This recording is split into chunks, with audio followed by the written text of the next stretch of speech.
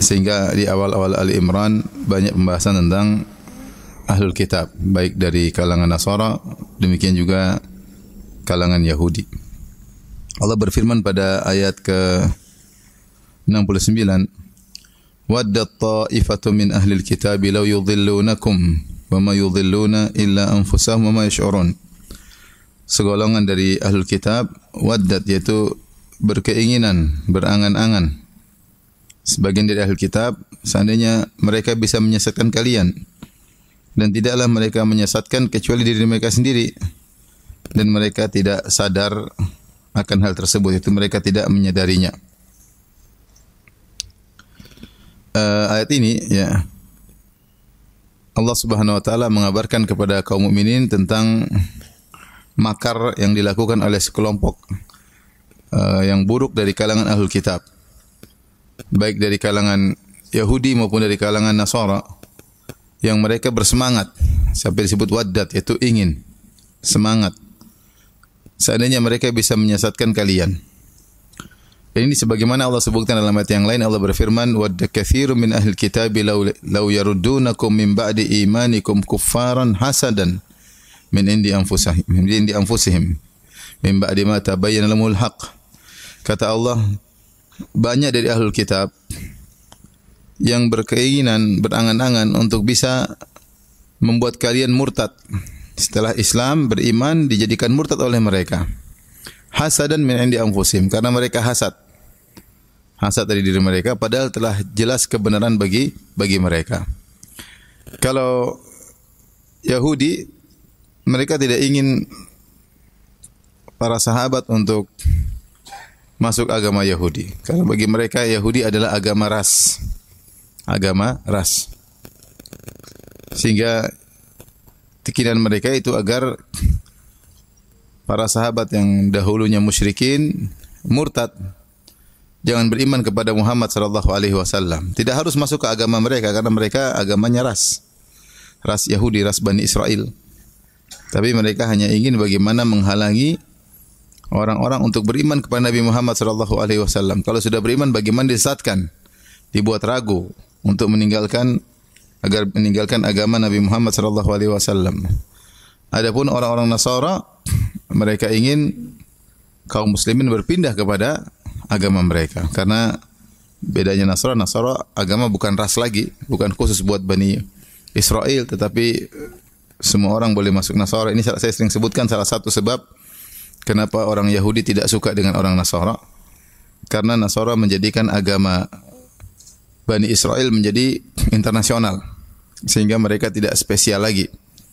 Padahal mereka menganggap mereka adalah ras yang terbaik, ras yang termulia, suku yang termulia, Sya'bullahil Mukhtar, yaitu bangsa yang dipilih oleh Allah Subhanahu wa taala, sehingga agama Al-Yahudiyah hanya khusus buat Bani Israel.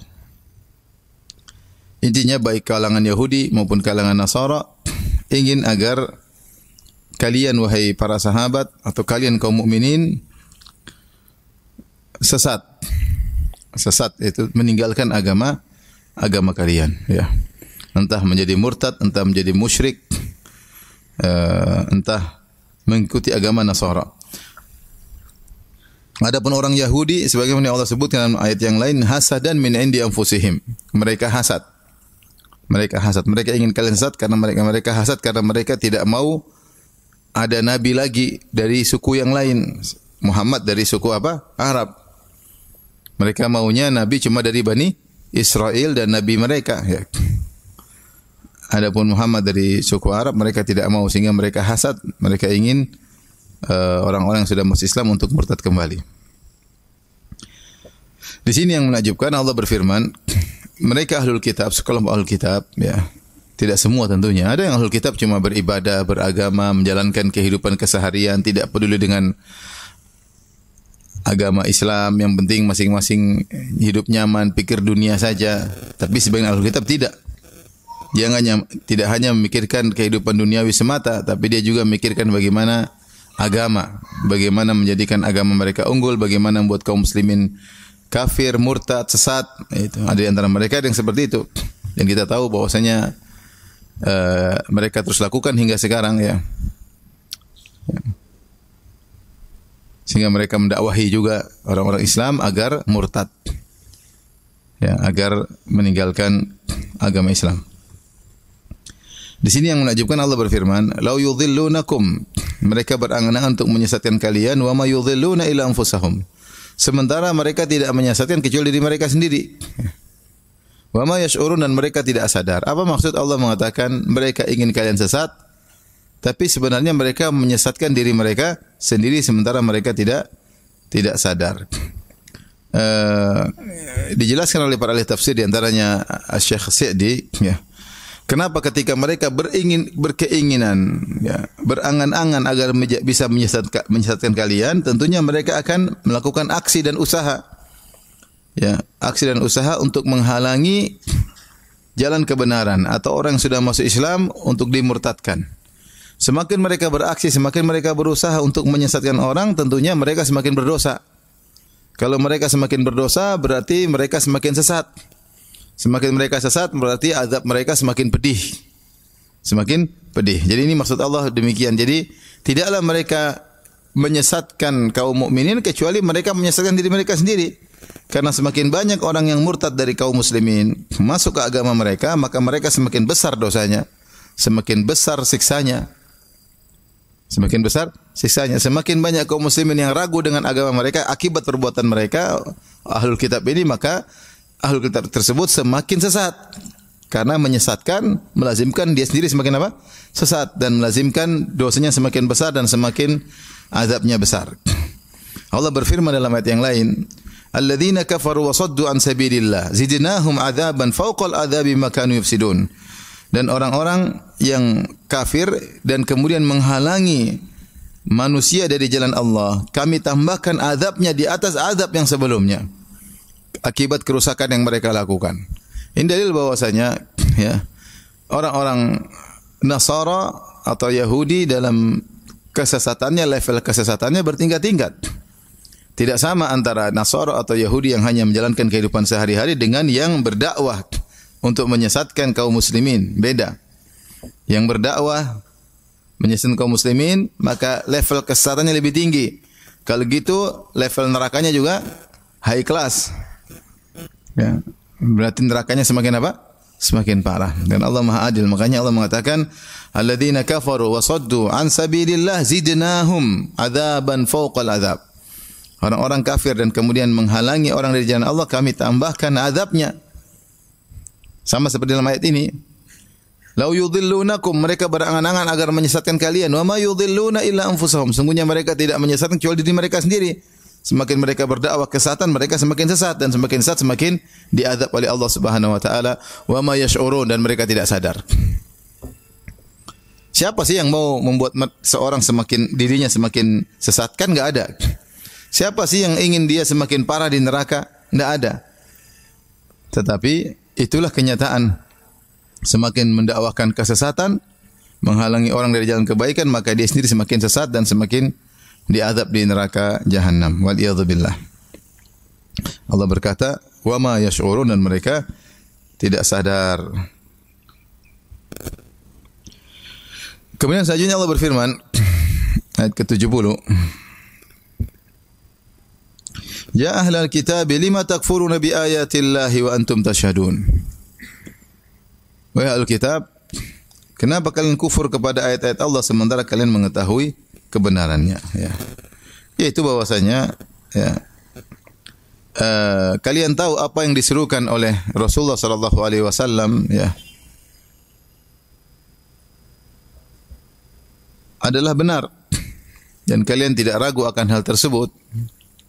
Apa yang diserukan oleh Rasulullah sallallahu alaihi wasallam, terutama orang Yahudi di zaman Nabi sallallahu alaihi wasallam, ya. Nabi lebih sering berinteraksi dengan orang Yahudi daripada Nasara. Nabi lebih sering berinteraksi dengan Yahudi daripada Nasara. Nabi ketemu Nasara Najran cuma sebentar dalam waktu tertentu. Tapi dengan Yahudi bertetangga. Ada 3 kabilah sering kita sampaikan, ya, kabilah Bani Qainuqa, Bani Nadir, dan Bani Quraidah. Bani Qainuqa diusir setelah perang Badar karena mereka berkhianat. Ya. Bani Nadir diusir setelah perang Uhud karena mereka juga berkhianat, ingin membunuh Nabi sallallahu alaihi wasallam. Bani Quraidah diusir setelah perang Khandaq pada tahun 5 Hijriah karena mereka juga mereka yang memutuskan perjanjian damai dan mereka berkhianat ingin ikut menyerang kaum muslimin ketika terjadi peristiwa perang Khandaq. Dan akhirnya mereka bukan diusir, mereka dibunuh. Adapun Bani Quraidah diusir, Bani Nadir diusir, Bani Quraidah dibunuh, ya. Setelah itu baru kemudian pada tahun 7 Hijriah Rasulullah SAW menyerang Khaybar, pusatnya Yahudi. Jadi interaksi Nabi dengan orang Yahudi lebih banyak, ya. Nasara cuma sedikit, ya. Tetapi mereka ini semua tahu tentang kebenaran apa yang dibawa oleh Rasulullah SAW. Makanya buktinya ketika Rasulullah SAW mengajak orang Nasara untuk mubahalah, mereka berani enggak? Enggak berani. Sebagian pertemuan lalu kita sudah bahas. Karena mereka tahu apa yang dibawa oleh Muhammad benar. Yahudi lebih tahu lagi. Ya. Dan mereka tahu tentang ayat-ayat Allah. Apa yang Allah sebutkan dalam Al-Quran tidak ada kontradiktif. Semuanya benar. Makanya Allah mengatakan, ya ahlul kitab, lima takfuruna bi ayatillah. Wahai ahlul kitab, kenapa kalian kufur kepada ayat-ayat Allah wa antum tasyhadun, sementara kalian menyaksikan akan kebenarannya. Kalian tahu. Bukan sekedar tahu, Allah katakan wa antum tasyhadun, seakan-akan kalian menyaksikan depan kalian kebenaran itu di depan mata kalian, benar-benar kalian menyaksikan, tidak remang-remang, tidak samar, benar-benar kalian tahu ini kebenaran. Terutama adalah rahib-rahib mereka dan pendeta-pendeta mereka. Mereka tahu. Ya. Kenapa mereka tidak mau beriman? Tidak lain kecuali hawa nafsu, ada kepentingan apa? Duniawi. Satu mempertahankan rasnya, satu mempertahankan kedudukannya sebagai pemimpin agama dan seterusnya. Makanya Allah mengatakan, lima takfuruna bi ayatillah. Kenapa kalian kufur kepada ayat Allah? Antum tasyhadun, sementara kalian menyaksikan. Bukan cuma mengetahui, kalian menyaksikan kebenaran ayat-ayat Allah tersebut, kebenaran apa yang dibawa oleh Nabi Muhammad sallallahu alaihi wasallam. Ya. Oleh karenanya ada bukti bagaimana tokoh-tokoh mereka akhirnya masuk Islam, ya. Ya, seperti ulama mereka siapa? Abdullah bin Salam, ulama Yahudi masuk Islam. Dia tahu Nabi Rasulullah SAW benar, dia masuk Islam, ya. Adapun Nasara seperti Najasyi masuk apa? Islam, ya. Pendeta-pendeta yang tahu tentang kebenaran Islam masuk Islam. Di antaranya adalah Waraqah bin Naufal, tadinya Nasrani kemudian masuk Islam. Dan sampai sekarang demikian banyak bukan orang awam, bahkan pendeta-pendeta yang masuk Islam banyak sekali.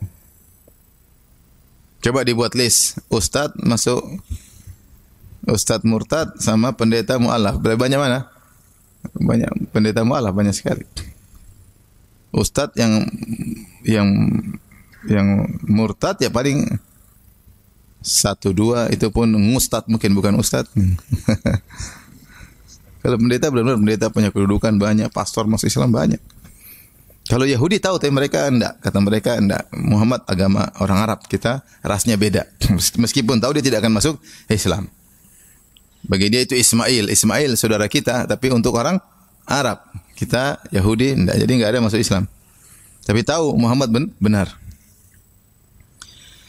Makanya Allah mengatakan wa antum tasyhadun, sementara kalian menyaksikan kebenaran ayat-ayat Allah Subhanahu wa taala. Setelah itu Allah berfirman lagi, ya ahlal kitab lima talbisuna al-haqqa bil batil wa taktumuna al-haqqa wa antum ta'lamun.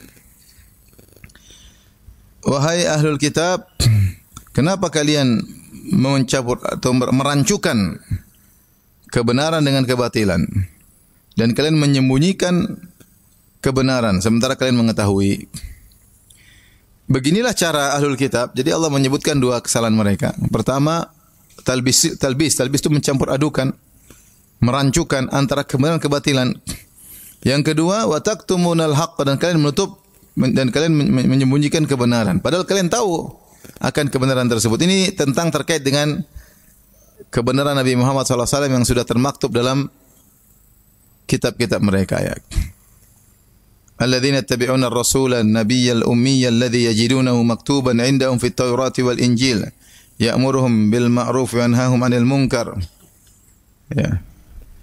Allah sebut dalam surat Al-A'raf, yaitu mereka yang mengikuti Rasulullah sallallahu alaihi wasallam, Nabi al-Ummi, yang mereka dapatkan maktuban tertulis di sisi mereka fit Taurati wal Injil, dalam Taurat dan Injil tertulis Muhammad, jelas.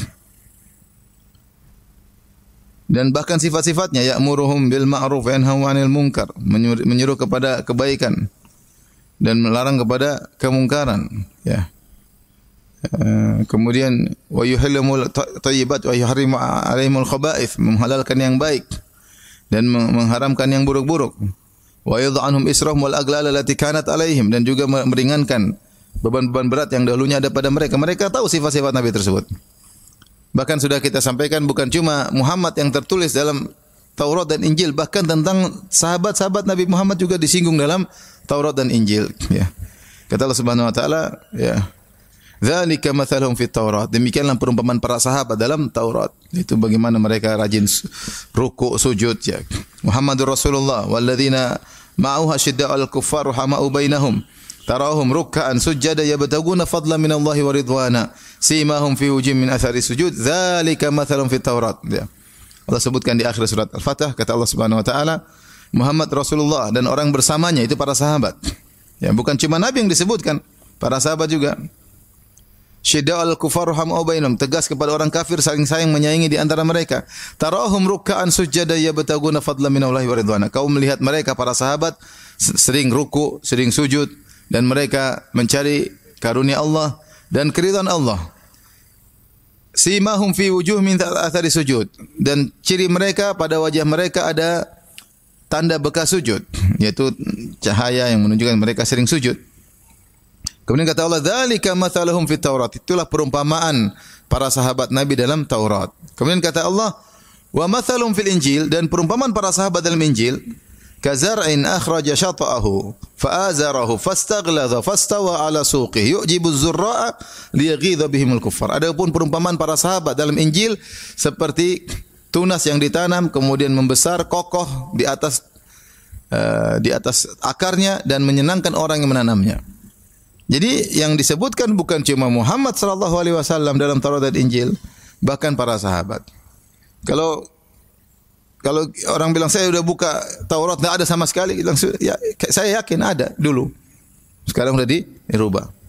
Kalau ada yang bilang Injil tidak ada, ya mungkin Injil sekarang kan cuma 4 yang dipegang oleh mereka. Sementara Injil puluhan yang tidak diakui, banyak puluhan. Ya, coba cek Injil-Injil yang lain yang tidak diakui. Yang diakui cuma Injil Markus, Matius, ya, Yohanes, sama apa? Lukas. Ya. Sebenarnya Injil yang lain banyak. Intinya kami orang Islam meyakini karena Allah telah mengabarkan dalam Al-Quran bahwanya Rasulullah dikabarkan dalam Taurat dan Injil. Bukan Rasulullah, bahkan para sahabat juga. Namun mereka menutup berita ini.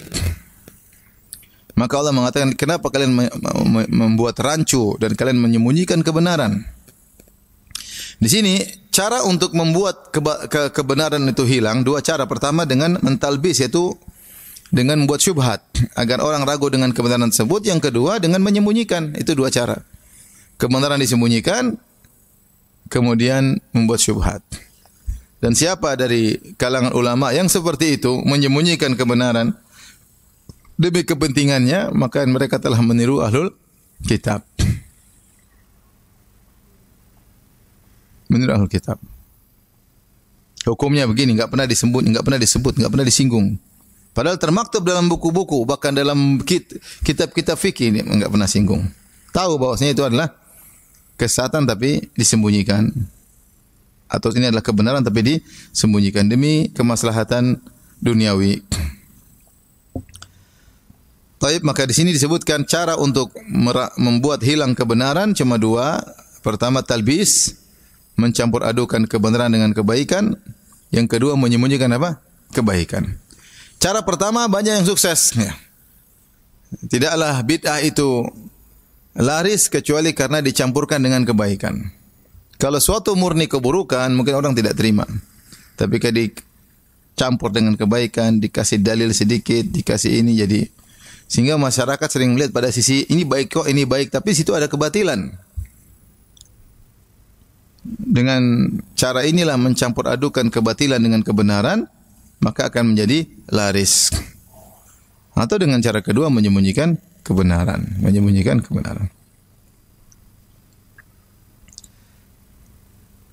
Tapi setelah itu pada ayat berikutnya, ayat 72 Allah berfirman. Ini Allah menjelaskan tentang cara orang-orang Yahudi atau ahlul kitab secara umum, mereka nekat untuk sengaja pura-pura masuk Islam, nekat. Demi untuk menyesatkan kaum muslimin. Kata Allah Subhanahu wa taala, "Wa qalat ta'ifatun min ahlil kitab." Berkatalah segolongan dari ahlul kitab, "Aminu billadzi," berkata kepada sesama mereka tentunya, "Aminu billadzi unzila 'alal ladzina amanu wajhan nahar." Perlihatkanlah seolah-olah kalian beriman dengan apa yang diturunkan kepada orang beriman, yaitu kepada para sahabat. Wajhan nahar di awal siang, di awal pagi. Waqfuru akhirahu, yaitu kalian siang masuk Islam, sore kafir atau malam murtad. Waqfuru akhirahu, dan di akhir hari kafirlah kalian. La'allahum yarji'un, semoga mereka kembali. Ini salah satu trik yang disebut dengan menghalalkan segala cara. Bahwasanya al-ghayah tubarirul wasilah, tujuan menghalalkan segala cara. Tujuan mereka bagaimana? Yang penting orang-orang Islam bisa murtad. Enggak apa-apa, aku masuk Islamnya dulu. Masuk Islam pura-pura ikut sama mereka, pura-pura salat sama mereka, pura-pura hidup sama mereka, pura-pura tinggal bersama mereka. Jadi munafik semunafik-munafiknya. Nanti di penghujung murtad. Kenapa di penghujung murtad? Supaya orang-orang tahu, oh orang ini dia murtad setelah kenal Islam. Sehingga dia murtad tentu ada ilmunya. Ketika jadi terkenal kaum murtad setelah masuk Islam, maka diharapkan yang lain pada ikut. Diharapkan yang lain pada ikut. Karena kau dianggap murtad setelah mengetahui apa? Kebenaran. Ini cara orang Yahudi. Cara orang Nasara. Dan di antara kita tahu, sebagian mereka ada yang nekat. Nekat menikahi sebagian wanita muslimah, nekat loh. Kemudian masuk Islam, nanti dia punya anak sekian-sekian, paksa murtad. Istri, anaknya ikut murtad akhirnya demi cinta. Terjadi atau tidak? Terjadi. Nekat. Dalam Islam tidak boleh begitu. Islam tidak boleh begitu. Islam tidak boleh kau pura-pura Yahudi, Nasrani tidak boleh. Kamu murtad dulu demi kebaikan tidak boleh. Kalau mereka nekat. Kenapa kita tidak? Karena Allah bilang di sini, Allah tidak dusta. Allah tidak dusta. Nekat beriman dulu, nanti baru kafir. Banyak manfaatnya bagi mereka. Manfaatnya di antara tadi, ya. Orang-orang akan terbawa. Oh ini murtad, kan beda-beda. Pernah Islam murtad kan? Kenapa? Kok murtad? Seakan-akan yang murtad tersebut punya ilmu. Apalagi pura-pura jadi ustaz, kemudian murtad, wah lebih ngeri lagi. Nekat belajar agama Islam, belajar bahasa Arab, jadi tokoh, seakan jadi ustaz, kemudian murtad. Terjadi enggak seperti ini? Terjadi. Terjadi. Sengaja. Ya, sengaja. Adapun kita Islam enggak ada sejarah ustaz, kemudian pura-pura jadi pastor, kemudian tidak ada. Yang ada pastor belajar semakin dalam masuk Islam ada. Pendeta belajar semakin dalam masuk Islam banyak. Karena kita agama tidak menghalalkan segala cara. Tidak.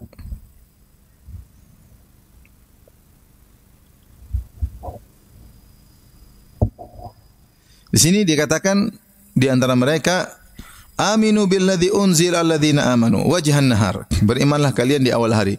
Wajah itu suatu yutawajjahu bihi, yang pertama kali muncul. Makanya dikatakan wajah ini kalau kita ketemu orang kita lihat wajahnya dahulu.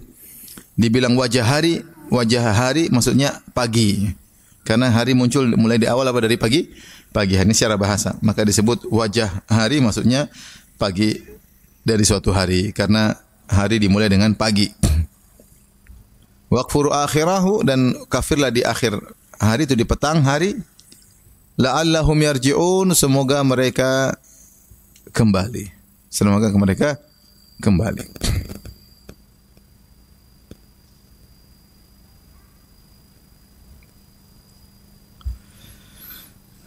Kemudian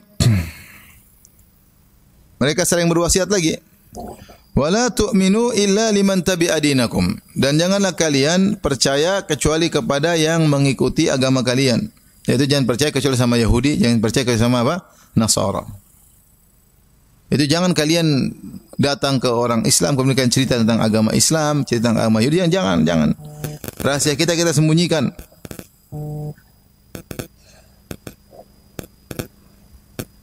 Qul innal huda hudallah.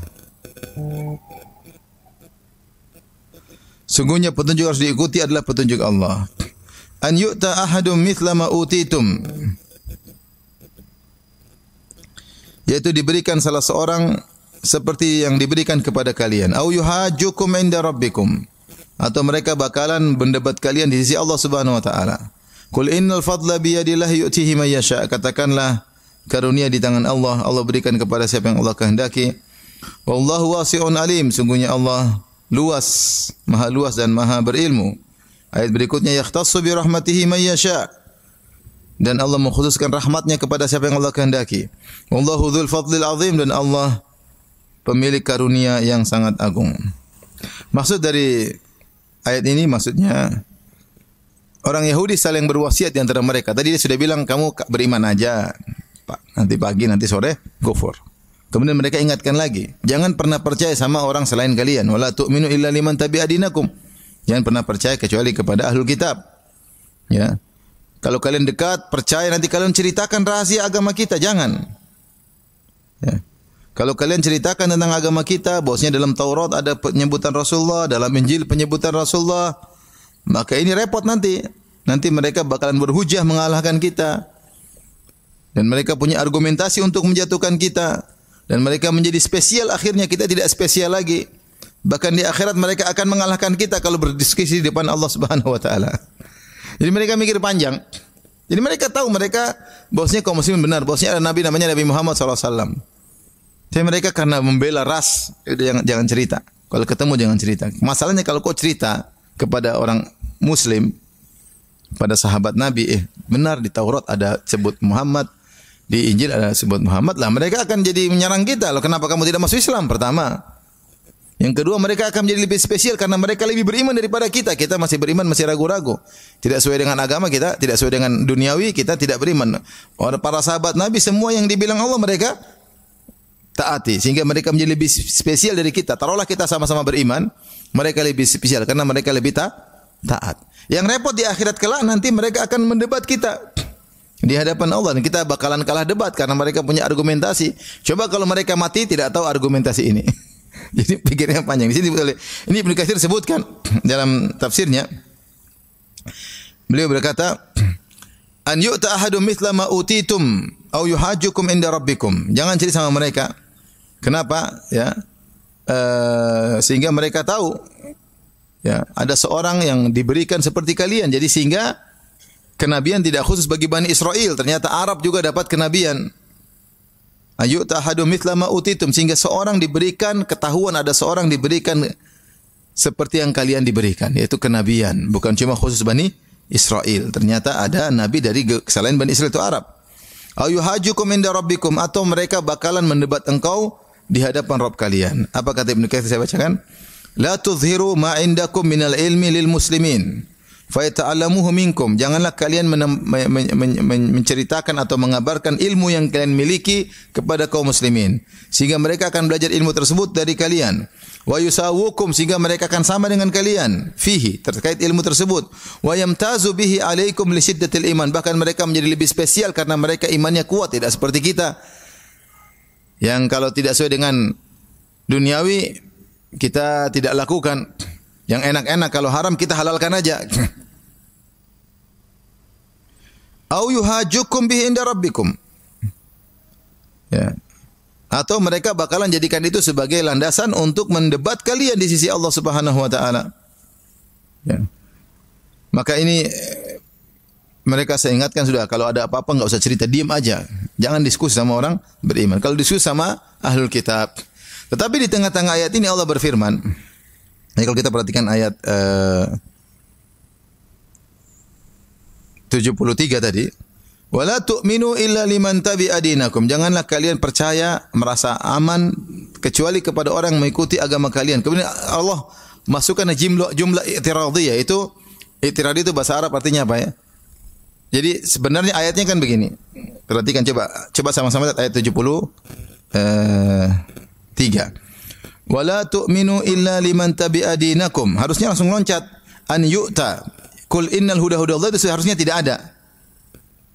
Itu namanya kalimat yang diselipkan oleh Allah, baru lanjut kalimat selanjutnya. Jadi kalau dalam secara urutan bahasa Arab harusnya wala tu'minu illa liman tabi'a dinakum an yu'ta ahadum mithla ma utitum aw yuhajjukum bi inda rabbikum. Janganlah kalian percaya sama kecuali sesama kalian, kalau jangan cerita kepada selain kalian, khawatir nanti ada orang dapat ilmu yang seperti yang kalian berikan. Di tengah-tengah itu Allah selipkan namanya jumlah i'tiradhiyah, yaitu suatu statement yang Allah selipkan di tengah-tengah di antara satu kalimat yang panjang. Ini statement satu diselipin satu statement tengah-tengah. Allah katakan kul, katakanlah innal huda hudallah, petunjuk adalah petunjuk milik siapa?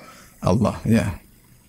Baru Allah mengatakan ayyuta. Jadi sebelum mereka lanjutkan Allah sudah selipkan satu perkataan, katakanlah hidayah di tangan Allah. Artinya di dua tafsiran.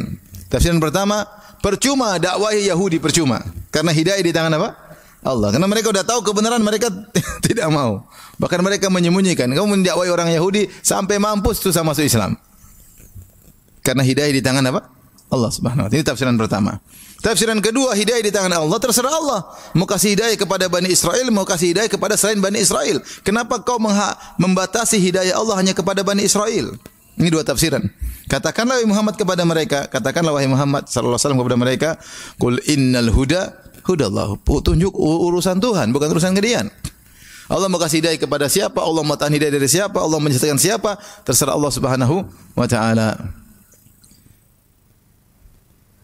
Allah mengatakan innaka la tahdi man ahbabta, kau tidak bisa beri petunjuk kepada orang yang kau cintai.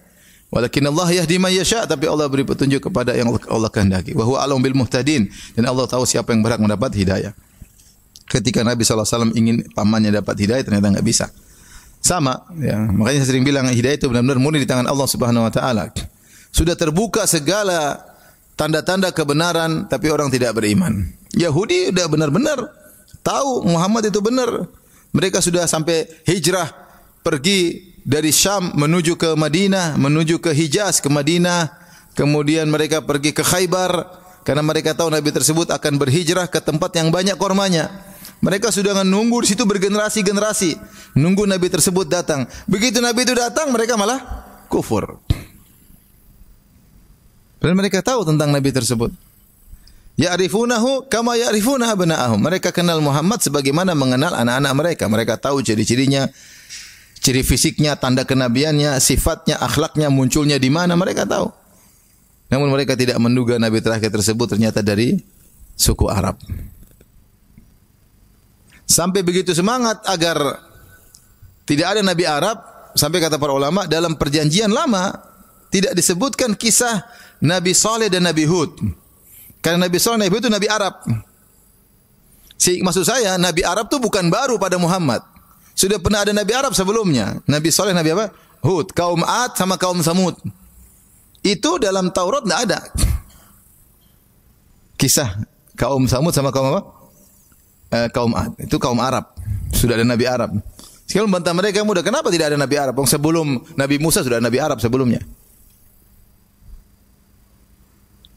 Jadi mereka menyembunyikan. Jadi bukan cuma kisah Muhammad yang mereka hilangkan dari Taurat. Kisah Nabi Saleh, Nabi Hud juga mereka hilangin. Karena itu Nabi Arab. Jadi Allah mengatakan, Qul innal huda hudallah. Petunjuk hak Allah. Prerogatif Allah. Allah mau kasih siapa, mau kasih siapa. Terserah Allah Subhanahu wa ta'ala.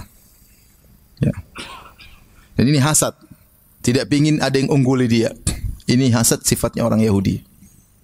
Makanya mereka mengatakan, ayyuta ahadum mithla ma utitum. Jangan sampai ada orang mendapatkan seperti yang kalian miliki. Pingin dia paling spesial, pingin paling nomor satu, pingin dia yang diistimewakan. Tidak ada yang bisa menyamainya. Subhanallah. Ini menimpa siapa saja. Makanya kalau ada ustadz bilang tidak boleh ngaji sama saya aja, Yahudi bilang. Yahudi, ustadz Yahudi. Jangan belajar sama dia, belajar sama saya aja. Tanpa ada alasan. Kalau ada alasan ustaz itu menyimpang, oke, ini ada alasan, enggak usah.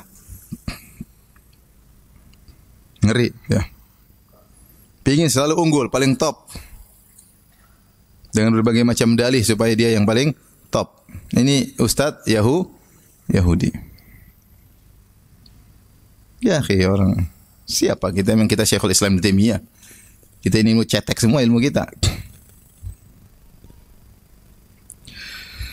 Taib.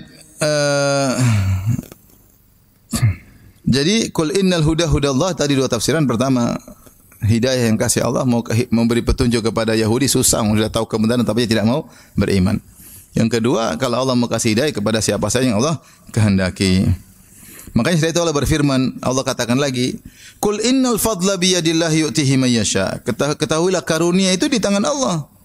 Allah mau kasih siapa saja terserah Allah Subhanahu wa taala. Ya. Allah yang memberi, dia al-mu'ti al-mani'. Allahumma la mani' lima a'tait wa la mu'ti lima mana'ta. Tidak ada yang bisa mencegah kalau kau kasih. Ya.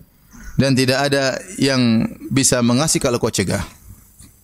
Kemudian Allah berfirman, wallahu wasi'un alim. Sungguhnya Allah Maha luas karunia-Nya, kebaikannya, alim dan Maha mengetahui siapa yang berhak Allah kasih karunia-Nya. Kemudian Allah berfirman, yakhtassu bi rahmatihi may yasha. Allah mengkhususkan rahmatnya kepada siapa yang Allah kehendaki. Ya, sebenarnya tafsir mengatakan rahmat sini maksudnya kenabian. Allah mengkhususkan Muhammad kenabian, terserah Allah. Yakhtassu bi rahmatihi may yasha. Allah berikan rahmatnya itu kenabian, ya. Sering Allah mengungkapkan rahmat maksudnya kenabian. Makanya sebagian ulama berdalil dengan ini ketika mengatakan Khadir adalah nabi,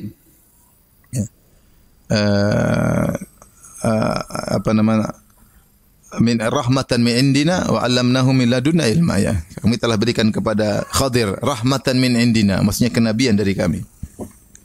Intinya yakhtassu bi rahmatihi, Allah mengkhususkan rahmatnya kepada siapa yang kehendaki, maksudnya Allah mengkhususkan kenabian.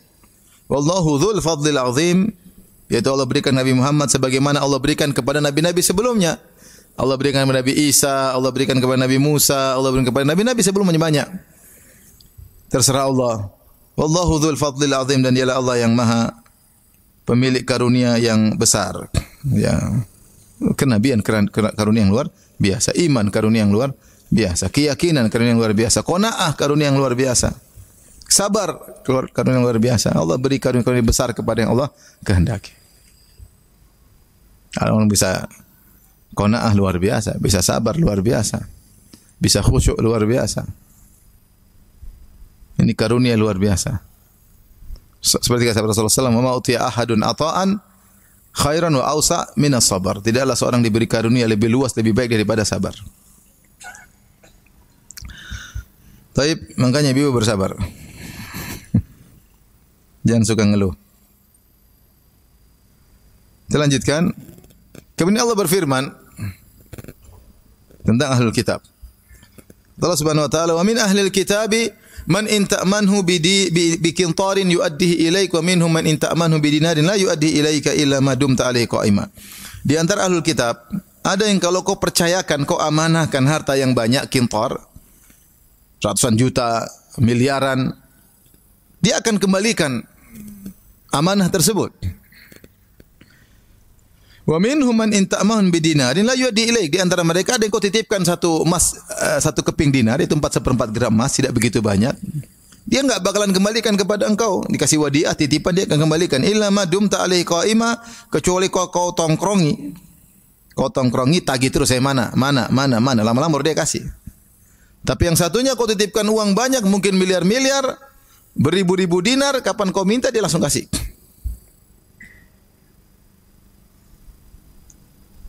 Adapun yang tidak mau kasih, kenapa? Kata Allah, "Dzalika bi annahum qalu laisa alaina fil ummiyina sabil." Karena sebagian Yahudi mengatakan enggak ada urusan, kita tidak ada dosa terhadap orang-orang Arab. Kita enggak kembalikan duitnya, enggak ada masalah. Sebenarnya ini akidah mereka. Akidah Yahudi bahlul seperti ini. Wa yaquluna 'ala Allahil kadziba wa hum ya'lamun. Dan mereka mengatakan sama Allah apa yang mereka tidak ketahui. Di sini menunjukkan bagaimana insafnya, adilnya Allah. Allah tidak menyamaratakan semua orang apa? Yahudi. Bani Israel ada yang beriman, ada yang kafir. Paham? Bani Israel ada yang beriman, ada yang kafir. Yang kafir pun ada yang amanah, yang tidak amanah. Tidak semua sama. Nasara pun demikian, ada yang amanah, yang tidak amanah. Ada Nasara yang akhirnya masuk Islam, ada banyak. Dan ada Nasara meskipun kafir, ada yang amanah, ada yang amanah, ada yang tidak amanah. Jadi tidak dipukul rata. Tidak dipukul rata. Dan saya bacakan kisah yang disebutkan oleh Imam Bukhari ini disebutkan saya bacakan sini karena Ibnu Katsir menyebutkan kisahnya. Meskipun ini sudah pernah saya ceramahkan khusus tentang kisah menakjubkan tentang tawakal ya. Kalau ikhwan dan akhwat sempat ada waktu dengar di YouTube, tulis di YouTube cari judulnya kisah tawakal yang menakjubkan, kira-kira demikian ya. Kisah tawakal yang menakjubkan. Tapi saya bacakan di sini kisah tersebut karena itu indah, saya ulangi lagi. Ini contoh ahlul kitab yang beriman dan amanah. Dan luar biasa amanahnya. Di luar daripada nalar amanahnya. Kedua orang tersebut, kisah dua orang yang saling amanah luar biasa. Sama-sama menakjubkan. Saya bacakan. Hadis ini diriwayatkan oleh Imam Bukhari dalam sahihnya dari Abu Hurairah radhiyallahu anhu. Dari Rasulullah SAW, bahwasanya Rasulullah menyebutkan seorang dari Bani Israel. Saya langsung terjemahkan. Sa'ala, yaitu dia minta kepada kawannya agar meminjamkan 1.000 dinar. Dia minta pinjaman 1.000 dinar. 1.000 dinar itu berapa? Kalau dikonversikan sekarang 1 dinar 4/4 gram emas. 1.000 dinar berarti 1.250 gram, 1 kilo 250 gram emas. Bukan 1 kilo. 4 kilo ya. 4 kilo 4,25 kilo. 4,25 kilo. Banyak tenan ya. Emas sekarang berapa 1 gram emas murni? 1,9. Ya berarti uang ini kalau dikonversi sekarang kira-kira 7 miliar atau 8 miliar. Kalau dikonversikan apa? Sekarang. Ini ada orang pinjam uang 7 miliar. Banyak apa sedikit? Banyak ya. Baik. Jadi pinjam uang 1.000 dinar. Maka orang yang mau dipinjamin, dua-dua orang soleh, sama-sama Bani Israel, sama-sama amanah. Maka yang mau meminjamkan dia bilang, datangkanlah saksi-saksi supaya saya minta mereka jadi saksi. Saksi 2, 3, 4 kalau ada saksi sini. Ini uang bukan sedikit. Bukan 100.000. Ya. Ini berapa? 8 miliar. Sedikit atau banyak? Banyak lah. Saya butuh saksi. Orang ini yang meminjam, dia bilang kafa billahi syahid. Enggak ada, cukup Allah jadi saksi. Repot ini. 8 miliar saksinya siapa? Allah. Repot. Kafa billahi syahida. Cukup Allah jadi saksi. Taib. Kalau gitu itini bil kafil. Datangkan penanggung jawab. Kalau kau enggak bisa bayar, ada penanggung jawab yang saya mau kejar. Kata dia, kafa billahi wakila. Kafila. Cukup Allah jadi penanggung jawab. Wah, repot ini. Kalau 100.000 cuma 1 juta udah enggak usah catat, enggak usah saksi, aman. Ini 8 miliar atau kurang lebih ya. Saksi mana? Allah. Penanggung jawab Allah. Repot. Akhirnya orang ini karena sama bertakwa dari Bani Israil berkata, "Sodakta, kau benar. Cukup Allah jadi saksi, cukup Allah jadi penanggung jawab." Maka dia pun kasih 1.000 dinar, yaitu sekitar 8 miliar kurang lebih rupiah. Kemudian dia sebutkan kau harus bayar pada tanggal sekian. Ada ajal musamma, yaitu waktu yang ditentukan, waktu jatuh tempo. Akhirnya dia pun waktu jatuh tempo tersebut, menjelang jatuh tempo, maka orang ini cari kapal untuk bayar hutang. Jadi dia pergi ke tempat lain ya. Jadi dia pergi ke tempat lain sehingga terpisah antara dia dengan orang yang menjamkan duit tersebut, dan tiba waktunya, mungkin dia bekerja atau apa, dia tiba waktunya dia untuk bayar hutang. Maka dia pun cari kapal yang bisa mengantarkan dia ke tempat orang tersebut, sehingga pas waktu jatuh tempo dia sudah tiba di orang tersebut untuk bayar hutang. Dia amanah. Maka dia tentu cari waktu sebelum jatuh tempo. Cari kapal, sudah bawa duit ini 1.000 dinar membayar hutang. Ternyata dia tidak dapat kapal yang bisa mengantarkan dia. Cari, waduh, sementara ntar lagi jatuh tempo. Dan dia tidak menganggap, dulu nggak ada WhatsApp, telepon Afwan nih, nggak ada kapal, nggak ada telepon, nggak ada, ya, nggak ada video call, ya. Ya. Dia juga nggak bisa ke mana, ke Sidratul Muntaha, nggak bisa. Nggak bisa tuh mata bim salabim tiba sebelah sana, nggak juga ya. Ini orang soleh nggak bisa apa-apa, kapal nggak ada. Akhirnya dia pun ambil kayu, dia lobangin, kemudian dia masukkan 1.000 dinar situ, dia tutup. Nekat daripada dia dosa, melanggar peraturan, sudah jatuh tempo tidak bayar, karena ini kewajiban. Hutang bayar sesuai dengan jatuh tempo. Kemudian dia tulis di situ. Ya, tulis surat ini dari saya untuk bayar hutang buat engkau. Masukin dalam kayu, dia ikat. Kemudian dia bawa ke laut. Kemudian dia lempar ke laut. Dia berkata, Allahumma, dia berdoa kepada Allah. Innaka ta'lamu anni istaslaftu fulanan alfa dinarin. Fasa'alani kafilan. Fakultu kafa billahi fakafilan. Faradhiya bika. Wa sa'alani syahidan. Fakultu kafa billahi syahidan. Faradhiya bika. Ya Allah, engkau telah tahu bahwasanya aku pernah pinjam uang kepada si fulan 1000 dinar.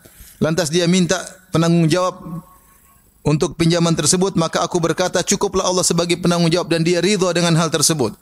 Dan dia minta kepadaku datangkan saksi atas pinjam utang piutang tersebut. Dan aku berkata, cukuplah Allah sebagai saksi, dan ternyata dia ridha engkau jadi saksinya. Wa inni jahadtu an ajida markaban abathu ilaihi alladhi lahu falam aqdir. Dan aku sudah berusaha keras mencari kapal agar aku bisa kirim 1000 dinar ini, namun aku tidak mendapatkannya. Inni istauda'tukaha, aku titipkan kepada engkau 1000 dinar ini. Farama biha fil bahar, lempar. Luar biasa. Ini kayu masuk ke dalam laut.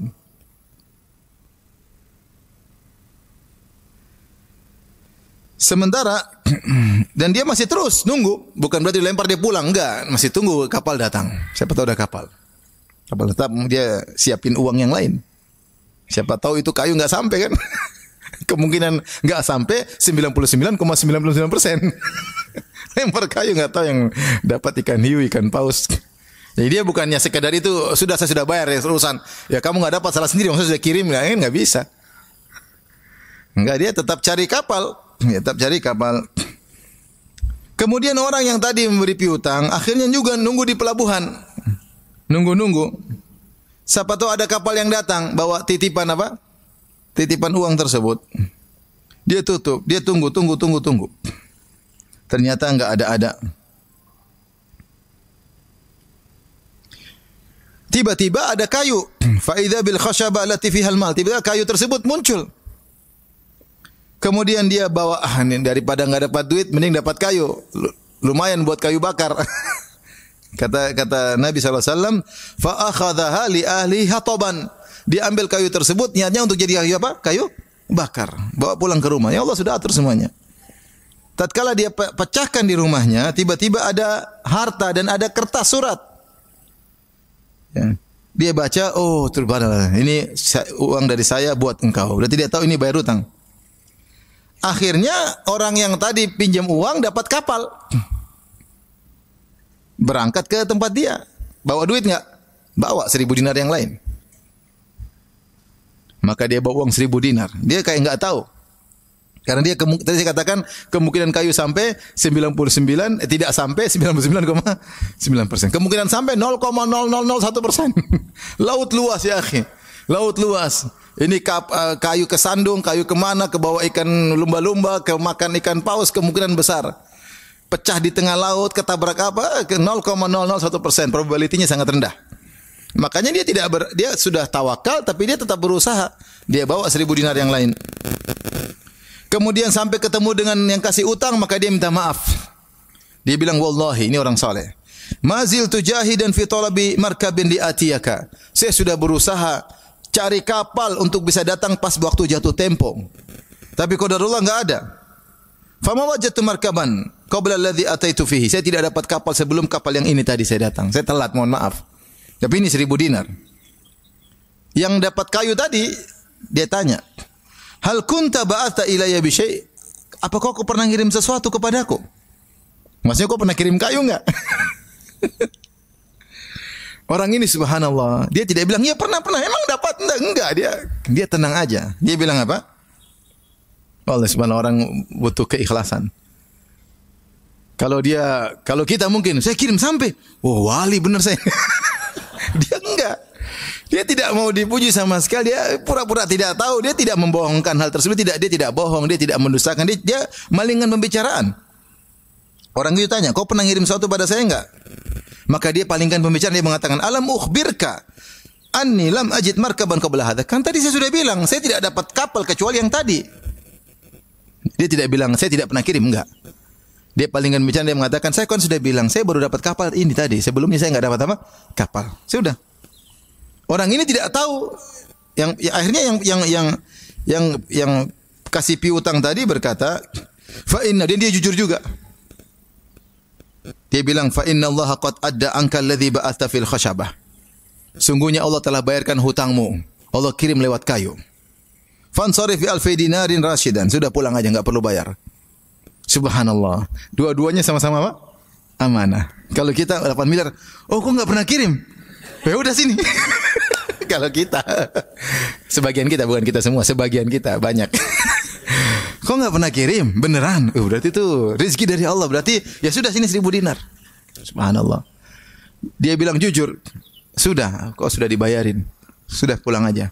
Subhanallah. Yang ini juga tidak pamer diri. Oh, memang saya yang kirim. Sampai kan? Lihat siapa saya. Anda ujub. Tidak ada. Maksudnya menakjubkan lihat orang ini. Mana yang lebih hebat? Yang pertama, yang kedua? Hah? Dua-duanya hebat. Dua-duanya apa? Hebat. Luar biasa. Ini kisah tawakal dibawakan oleh Ibnu Katsir ketika menafsirkan ayat ini. Dia ingin menyampaikan bahwasanya Ahlul Kitab tidak satu model. Di antara mereka ada yang beriman, di antara mereka ada yang kafir. Yang kafir pun tidak satu model. Ada yang amanah, ada yang tidak amanah. Oleh karena Rasulullah SAW ketika hijrah, beliau menyewa seorang musyrik namanya Abdullah ibn Uraiqid sebagai penunjuk jalan. Padahal dia agamanya syirik seperti agamanya Abu Jahal dan Abu Lahab. Tapi karena dia amanah, Rasulullah sewa. Di lain sisi ketika ada orang musyrik ingin bantu Nabi perang, Nabi bilang enggak, la asta'inu bi musyrik. Saya tidak minta tolong sama seorang musyrik. Ada situasi kondisi. Kadang oke, kadang enggak, tergantung situasi dan kondisi. Sehingga Allah mengatakan zaman sekarang kalau ada kafir yang amanah, kita boleh berinteraksi dengan urusan duniawi. Misalnya dalam kesehatan, dalam pengobatan, dalam pengurusan apa, tidak semua urusan. Ada sebagian kawan yang pemegang uang dia orang kafir karena amanah, sudah lama terkenal apa? Amanah. Boleh-boleh saja urusan duniawi. Maka di sini Allah mengatakan di antara Ahlul Kitab ada yang jika kau pasrahkan, kau amanahkan kepada dia harta yang banyak, dia bakalan kembalikan dengan mudahnya. Dan di antara mereka ada yang kalau kau pasrahkan 1 dinar saja dia tidak akan kembalikan kecuali kau tongkrongi. Illa ma dumta alaihi qa'ima, kecuali kau tongkrongi, nagih terus baru kau bisa dapat. Kenapa dia tidak mau bayar hutang? Kalau kau tidak tagih dia enggak bayar. Dzalika bi annahum qalu, karena mereka berpendapat, laisa alaina fil ummiyina sabil. Kami tidak dosa kalau ngambil harta dari orang-orang ummiyin. Ummiyin maksudnya orang-orang Arab. Kenapa disebut dengan ummiyin? Ada 2 pendapat dinisbahkan dari ummi. Ummi itu maksudnya sebagian ulama mengatakan karena dulu orang-orang Arab yang belajar tulis menulis, baca tulis biasanya orang laki-laki. Yang perempuan di rumah aja enggak belajar zaman jahiliyah. Wanita-wanita tidak belajar apa? Tulis, sehingga dikatakan orang yang tidak bisa tulis disebut ummi, disandarkan kepada seorang ibu rumah tangga di rumah yang tidak tahu baca tulis. Ini pendapat. Pendapat kedua disebut ummiyin, orang tidak bisa baca tulis disebut ummiyin karena dinisbahkan kepada ibunya ketika ibunya melahirkan dia tidak bisa baca, tidak bisa tulis, sehingga dinisbahkan kepada ummi. Intinya maksudnya selain kami tidak mengapa ambil hartanya. Dan ini termaktub dalam akidah mereka ya. Ketika didapatkan protokol apa dalam misalnya dalam kitab mereka punya sumber tiga hukum. Yang pertama Taurat, yang kedua Talmud, yang ketiga protokolat yang mereka sepakati, yaitu kesepakatan rapat bersama. Kalau nggak salah di Talmud atau di protokolat, orang Yahudi mengatakan semua harta bahwasanya manusia makhluk diciptakan oleh Tuhan untuk kita, untuk melayani kita. Semua manusia suku apapun diciptakan oleh Allah untuk melayani kita. Dan kedudukan mereka sama seperti hewan. Hanya saja Allah menciptakan mereka dalam bentuk manusia supaya bisa kita suruh-suruh. Supaya bisa kesesuaian manusia berkhidmat kepada manusia. Adapun kedudukan mereka seperti hewan. Dan seluruh harta mereka adalah harta kita. Kita boleh ambil, tidak usah dikembalikan. Seluruh harta manusia. Karena mereka diciptakan untuk melayani kita, maka seluruh harta mereka adalah harta kita.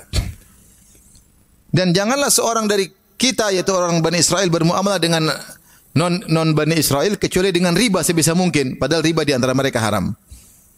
Jadi mereka ngeri. Ya, maka di antaranya Allah sebutin ini benar, bukannya Allah cerita benar dan sampai sekarang masih begitu ya. Kata mereka, laisa alaina fil ummiyina sabil. Kita enggak ada dosa mau ngambil harta non Bani Israel, non Yahudi, apa masalahnya? Kalau tagih-tagih ya kasih, kalau enggak tagih enggak usah kembaliin. Ya. Kemudian Allah bantah, kata Allah, wa yaquluna 'ala Allahil kadziba wa hum ya'lamun, dan mereka berdusta atas nama Allah dan mereka mengetahui. Maksudnya itu tidaklah keyakinan ini muncul kalau harta non Yahudi boleh kita ambil kecuali dari fatwa ulama mereka, rahib-rahib mereka, rabi-rabi mereka. Sehingga dia berfatwa, dan namanya fatwa berarti atas nama Allah Subhanahu wa taala. Hati-hati. Fatwa itu atas nama siapa? Allah. Dia menghalalkan yang haram, mengharamkan yang halal. Ini dia menghalalkan yang haram. Harta orang mereka dia halalkan atas nama Allah Subhanahu wa taala, mengatakan hukumnya kalau non Yahudi boleh ambil, kata Allah itu dusta atas nama Allah. Padahal mereka tahu itu tidak boleh. Setelah itu Allah berfirman, "Bala man aufa bi ahdihi wattaqa fa innallaha yuhibbul muttaqin." Bahkan sebaliknya, siapa yang menunaikan janjinya, ya. Siapa yang menepati janjinya dan bertakwa, fa innallaha yuhibbul muttaqin, sungguhnya Allah mencintai orang-orang yang bertakwa, ya.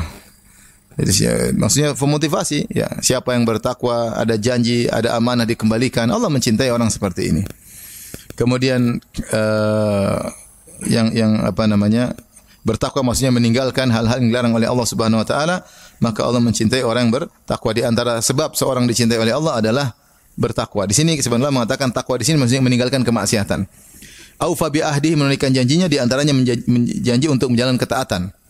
Dan at-taqa yaitu meninggalkan kemaksiatan. Sungguhnya Allah mencintai orang yang meninggalkan kemaksiatan. Ini motivasi bagi kita agar kita dicintai oleh Allah Subhanahu wa taala. Kita cari muka sama Allah Subhanahu wa taala. Ketika ada sarana maksiat kita tinggalkan. Kapan kita tinggalkan maksiat, Allah cinta. Kapan kita tinggalkan maksiat, Allah cinta sama kita. Ada yang mau kita tonton, ada yang mau kita dengar, ada yang mau kita bicarakan, ada yang mau ini maksiat kayaknya. Saya berhenti deh. Berhenti, Allah cinta sama kita. Ya. Maksiat banyak, kita tinggalkan, kita cintai oleh Allah Subhanahu wa taala. Tapi demikian saja, insyaallah nanti kita lanjutkan pada kesempatan yang lain. Wabillahi taufiq wal hidayah. Assalamualaikum warahmatullahi wabarakatuh.